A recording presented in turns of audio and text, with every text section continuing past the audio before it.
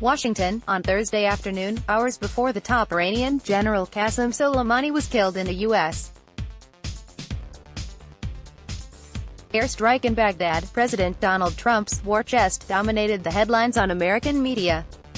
Very few people in Washington knew at the time the United States was about to conduct a dramatic military operation in Iraq, which would potentially thrust tensions with Tehran onto a new realm. War, referred to, had to do with something entirely different: the financial state of Trump's 2020 re-election campaign. Trump's campaign announced it had raised $46 million in the last 3 months of 2019, and it now has a total of $100 million for the upcoming election.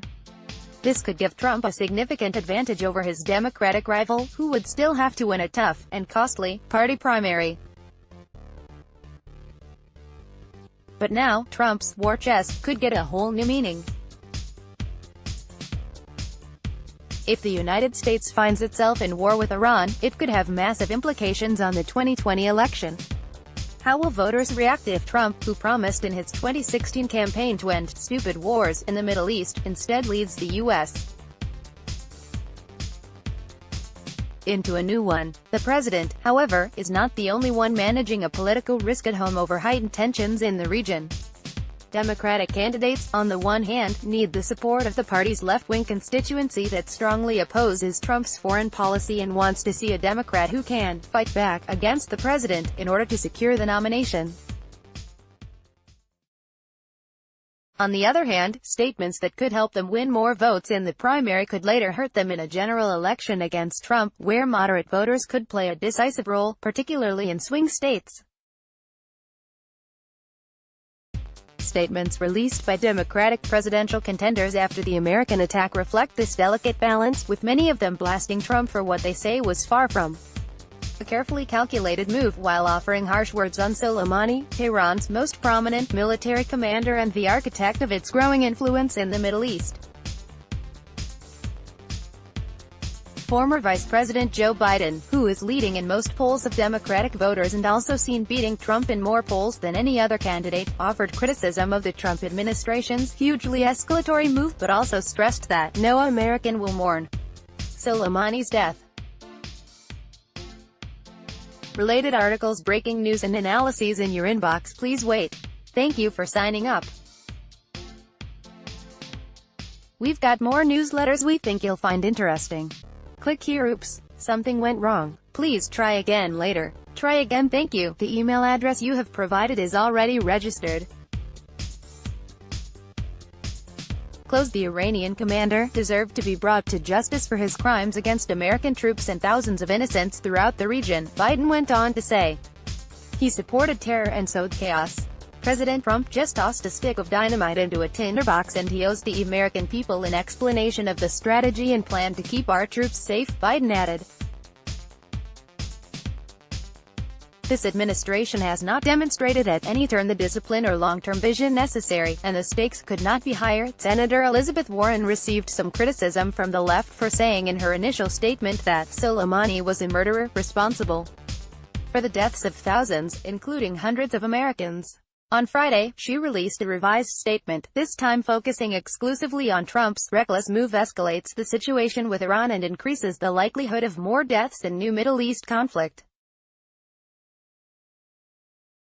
Our priority must be to avoid another costly war, Senator Bernie Sanders, who is competing with Warren for the support of more left-leaning voters in the primary, has taken a similar approach, saying that Trump's dangerous escalation brings us closer to another disastrous war in the Middle East that could cost countless lives and trillions more dollars. Trump promised to end endless wars, but this action puts us on the path to another one. The Democratic contenders are set to face voters for the first time in a month when Iowa kicks off the state-by-state nominating battle on February 3rd. Public opinion polls show Americans in general are opposed to U.S. military interventions overseas. A survey last year by the Chicago Council on Global Affairs found only 27% of Americans believe military interventions make the United States safer, and nearly half said they make the country less safe. Democratic lawmakers up for re-election in 2020 in competitive states and districts took an approach closer to Biden's than to that of Warren or Sanders. Representative Alyssa Stotkin from Michigan, which Trump won in 2016, called on the administration to brief Congress on its actions. Congress has a deep interest in the future of our relationship with Iraq, given our investment of blood and treasure there to rid the region of ISIS, Stotkin, a former intelligence analyst for the CIA, said on Twitter. Congress needs to understand the administration's plan as soon as possible. Republican Senator Rand Paul, known for his isolationist foreign policy views and his opposition to U.S. military intervention abroad, also called for congressional involvement, singling himself out of the vast majority of Republican elected officials, who expressed support for Trump's decision. While Soleimani was an evil man, Paul said, the removal of another Iraqi dictator Saddam Hussein by the United States led to terrible consequences. Paul, a strong supporter of Trump, cautioned against a large-scale war that would endanger the lives of every American soldier or diplomat in the Middle East, and stressed, a war without a congressional declaration is a recipe for feckless intermittent eruptions of violence with no clear mission for our soldiers. Our young men and women in the armed services deserve better.